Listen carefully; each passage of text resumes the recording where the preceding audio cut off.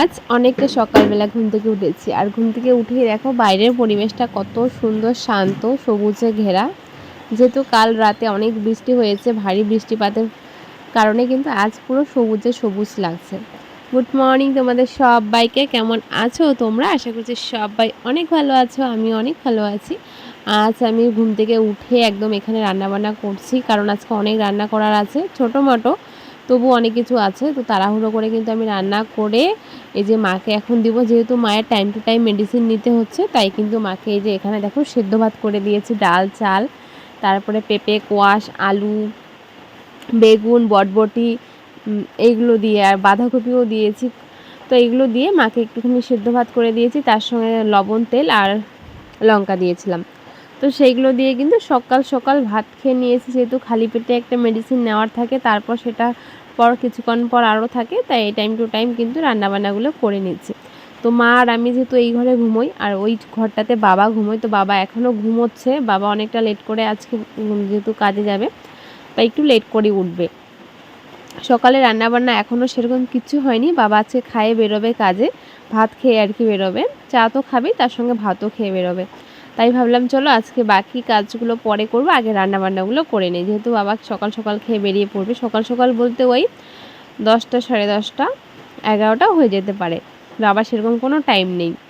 তো আমি বিছানাটা গুছিয়ে নিয়েছি, মা অনেক সকালবেলা ঘুম থেকে উঠে পড়েছে, তো মা আর আমি দুজন মিলে কিন্তু খেয়ে নিয়েছি। মায়ের সঙ্গে সঙ্গে যেহেতু আমরা সকালবেলা চা বা কিচ্ছু খাই না, ভাতই খাই, আর ভাতটা আগে আমরা আমাদের ইচ্ছে মতো খেতাম, এখন যেহেতু মায়ের মেডিসিনের টাইম হয়ে যায়, তার জন্য একটু টাইম মেনটেন করে খাওয়া হচ্ছে, এই আর কি। খাওয়া দাওয়া কমপ্লিট করে বিছানা গুছিয়ে রান্নাবান্না আধা করে এখন আসছি কাপড় কাচতে।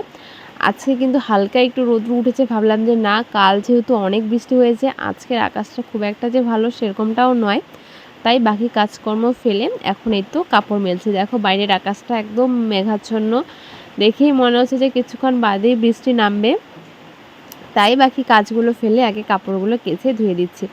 দেখে মনে হচ্ছে বর্ষাকাল, হয়তো বা বর্ষাকাল নামবে বা কিছুদিন পর বর্ষাকাল পড়বে, তাই ভাবলাম যে এখন জামা কাপড় জমিয়ে রাখা একদমই যাবে না, কাজ বাজ পরে আগে ধোয়া কাচাটা করে নিই। ধোয়া কাচা কমপ্লিট করে রান্নাঘরে এসে দেখি রান্নাঘরের তো অবস্থা প্রচুর খারাপ।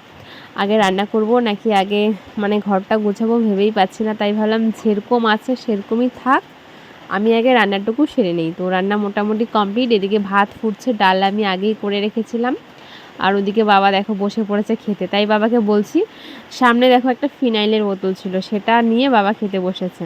তো বাবাকে বললাম যে এখনও হয়নি ভাত, ভাতটা ফুটছে। আর এদিকে আমি দেখো সকালবেলা মোমো, এটা বাবা কালকে নিয়ে এসেছে, আমি একটু বুদ্ধি করে আর কি মোমোটা স্যুপটা গরম করে নিয়েছি। এদিকে পটল ভাজবো, পুরো রান্নাঘরে আর কি পুরো তাড়াহুড়ো লেগে পড়েছে, জানি না টাইমের মধ্যে সবটা করতে পারবো কি না।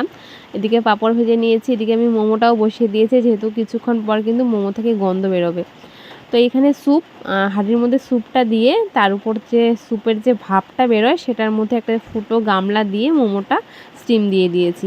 এতে করে কিন্তু আমার স্যুপ আর মোমো দুটোই খুব সুন্দরভাবে গরম হয়ে গেল, ঠিক দোকানে যেরকমটা হয় সেম ওরকমভাবেই আমি গরমটা করে নিয়েছি। তো ওদিকে আমি এখন মোমোটা খেয়ে নেব, আর তার সঙ্গে কিন্তু আমি স্যুপটাও খেয়ে নেব। আর এরই মধ্যে বাবাকে ভাত দিয়ে দিয়েছি, প্রচণ্ড তাড়াহুড়ো ছিল, একদমই ভিডিও করতে পারিনি। বাবা ভাত খেয়ে বেরিয়ে পড়েছে, তারপর কিন্তু আমিও কিন্তু একটুও সময় নষ্ট না করে আমি কিন্তু মোমোটা খেয়ে নিয়েছি। এখন এই তো রান্নাঘর পরিষ্কার করব, প্লাস বাবার ঘর পরিষ্কার করব, খাওয়ার ঘর পরিষ্কার করব, তারপরে যা কাজ আছে সেগুলো করব। তো চলো আমি ফটাফট কাজগুলো করে নিই, রান্না বান্নার পরে যা আর কি কাজ থাকে রান্নাঘরে, ওই গুছানো কাজগুলো সেগুলো করে নিয়ে, রান্নার পর ঘরের অবস্থা যা হয়ে থাকে সাংঘাতিক, যদি গোছানো না যায় তাহলে একদম বাজে লাগে দেখতে। চটজলদি ঘর গুছিয়ে বাসন মেজে নিয়ে এসেছি, দরজার সামনে বাসনগুলো রাখছি। এখন যেহেতু পাকা ঘর হয়েছে, এখন ওই আগের মতো ওই একটু করে মেজে ঘরের মধ্যে রাখতে পারছি না, দরজার সামনে এনে ঢিপ করছি, তারপর একবারে জুতো খুলে যখন ঘরে উঠছি একটা করে আনছি এখানে রাখছি। তো চলো, বাসন কিন্তু অনেক বেরিয়েছে, বাসনের যে র্যাকটা আছে পুরোই ফাঁকা। তো এখন আমি এক এক করে বাসনগুলো সুন্দরভাবে গুছিয়ে রাখবো, আর রান্নাঘর তো মোটামুটি গোছানো কমপ্লিট, এখন শুধু নিচটা ঝাড়বো, মুছবো, ব্যাস। গ্যাস মোছা, স্ল্যাব মোছা সমস্ত কিছু কমপ্লিট করে নিয়েছি। তো চলো এখন বাসনগুলো র্যাকের মধ্যে সুন্দরভাবে রাখা যাক।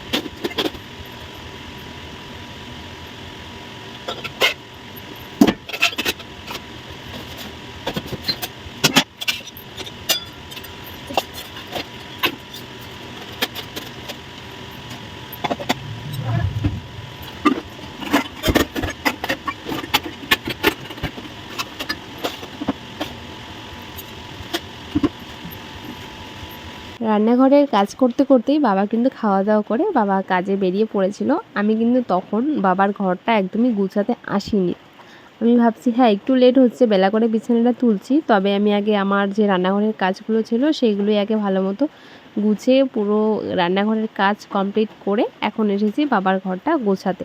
গোছানোর বলতে সেরকম কিছুই নেই, ওই বিছানা চাদরটা তুললে একটু ঝেড়ে টানটুন করে পেতে দেবো, বাবার একটু জামা কাপড়গুলো ভাঁজ করে রাখবো, ব্যাস এতটুকু। আর তার সঙ্গে ঘর ঝাড়া মোছা তো রয়েইছে।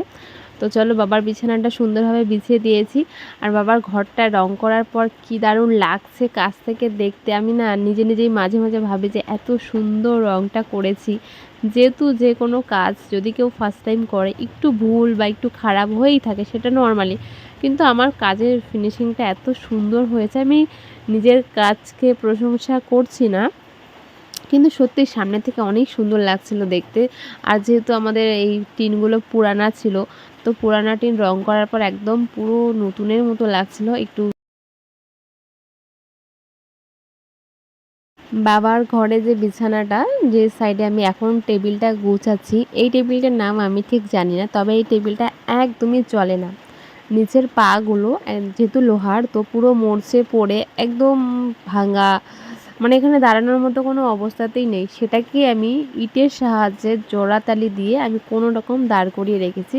তবে একদমই যে নড়াচড়া করে সেরকমটা নয়, যথেষ্ট জিনিস এর মধ্যে ওয়েট আর কি নিতে পারবে। তবুও একটু সাবধানে রাখলে বেশ কিছুদিন যাবে, বেশ কিছু বছরও যেতে পারে। যেহেতু পাকা ঘরে জিনিস খুব কম নষ্ট হয়। তো সেখানে একটা বাচ্চা বলবো না, একটা বুনু এখানে এসে এমনভাবে উঠেছে যে পাটা সরে গিয়েছে। আমাদের বাড়িতে বাচ্চা কাচ্চা নেই, তাই একটা ভাঙা জিনিসও যদি যত্ন করে রাখি অনেক দিন চলে যায়। তো আর সেখান থেকে সমানে যেহেতু তার 4টে পায়ে মরচে পড়া, সমানে যে মরচে পড়া যে গুঁড়োগুলো হয় সেগুলো পড়তেই থাকে। তো আমি তোমাদের একদিন পাগুলো দেখাবো কতটা বাজে অবস্থা। সেটাকে আমি কোনো রকম স্টান করে রেখেছি জাস্ট একটু সুন্দর রাখার জন্য। আর বিছানার পাশে যদি টেবিল বা বেডসাইড টেবিল বা যে কিছু জিনিস না থাকে না, ঘরটা একদমই বাজে লাগে। হ্যাঁ জানি আমার এই ছোট্ট ঘরে সেরকম কিছুই নেই ফার্নিচার বলতে, এখনও কিছু আনা হয়নি, আর ভবিষ্যতে হবে কি না আমি তাও জানি না।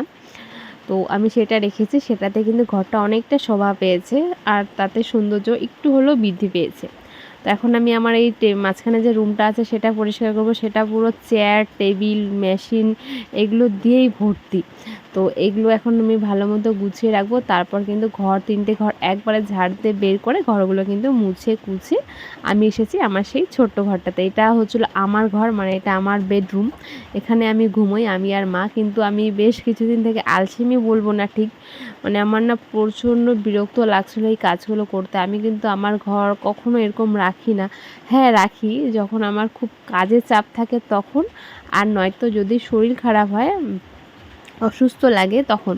কিন্তু এখন আমি জানি না, আমি ওই ঘর পেয়ে হয়তো বা এই ঘরে কাজ করতে এনার্জি পাচ্ছি না বা কিছু, আর সারাদিন মায়ের সঙ্গে ও ঘরেই থাকছি, এই ঘরে আমার খুব একটা ভালো লাগছে না। তাই আজকে ভেবেছি যে না আমি আর লেট করব না, আজকে যত জামা কাপড় অনেক বেরিয়েছে আর ধোয়া, এগুলো কিন্তু সমস্ত কিছু ধোয়া, তো ভাবছি আজকে ভাঁজ করে রাখবো। ঠিক সেই মুহূর্তে আমার পিসির মেয়ে এসে হাজির।